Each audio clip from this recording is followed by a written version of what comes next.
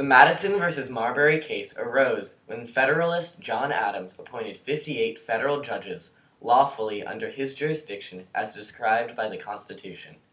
The Judiciary Act of 1801 addressed an issue in the judicial branch in which the Supreme Court justices and federal circuit judges needed to be separated.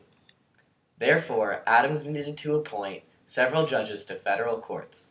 On March 3rd, with his term almost over, Adams appointed 58 federal judges in an effort to stifle the incoming Democratic-Republican administration headed by Thomas Jefferson.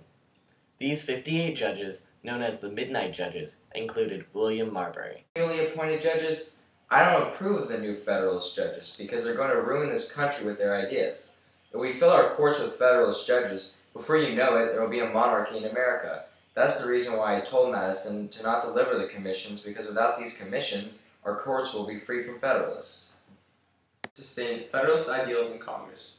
I would appoint 58 federal judges, consisting of 42 justices of the peace and 16 circuit judges, to leave the Federalist legacy. It was within my right as an active president to appoint these judges and have the commission delivered to them. However, I ran out of time as my presidency ended and Jefferson entered office. Upon entering presidency, Jefferson would not approve of these newly appointed Federalist judges and refused to have their commission delivered. His unconstitutional actions just reflect his corrupt morals and unjust intentions. On the following day, March 4th, the appointed judges were approved by Congress, but for them to be official and go into effect, the commissions of the soon-to-be judges needed to be delivered. Since there were so many commissions, it would be impossible to deliver them all on the same day, so it was assumed that James Madison, the Secretary of State under Thomas Jefferson, would finish the delivering of the appointments. On March 4th, 1801, Thomas Jefferson was sworn in by Congress to be president. Thomas Jefferson then ordered James Madison to not deliver the commissions, therefore preventing the appointed judges from assuming their positions.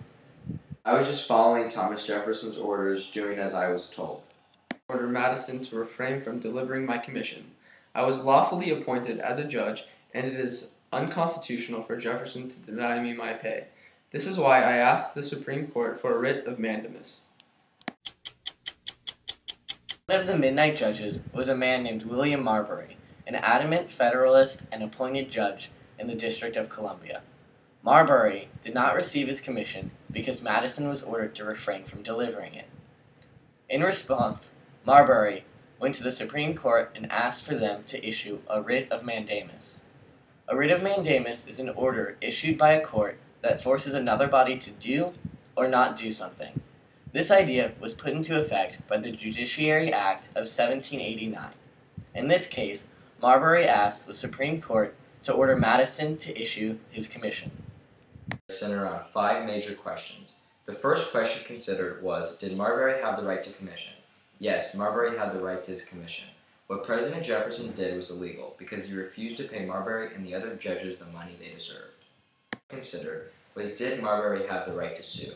Since Marbury was not compensated for his work, he is legally able to sue for his damages. The question considered was, did the Supreme Court have the authority to review acts of Congress and determine if they are unconstitutional? The answer is yes, the Supreme Court can determine if acts of Congress are unconstitutional and then void it. The question considered was, did the Supreme Court expand its original jurisdiction beyond what is specified in the Constitution? I have concluded that the Supreme Court does not have the legal authority to intervene because writ of mandamus is unconstitutional within the Judiciary Act of 1789, since it extends the power of the Supreme Court further than the Constitution allows it to. Considered was, did the Supreme Court have the original jurisdiction to issue a writ of mandamus? The Supreme Court does not have the authority to issue a writ of mandamus because then the Supreme Court would be able to change the Constitution and have more power than the executive and legislative branch. Case was in favor of Madison. Marbury did not receive his commission as the Supreme Court ruled that issuing the writ of mandamus was unconstitutional. But this ruling was historically insignificant compared to the precedent that this case set. This case set a precedent for judicial review. Judicial review is the ability of the Supreme Court to deem laws unconstitutional and therefore void. With judicial review, the Supreme Court became equal in power to the President and the Congress, as now they have the ability to annul legislation.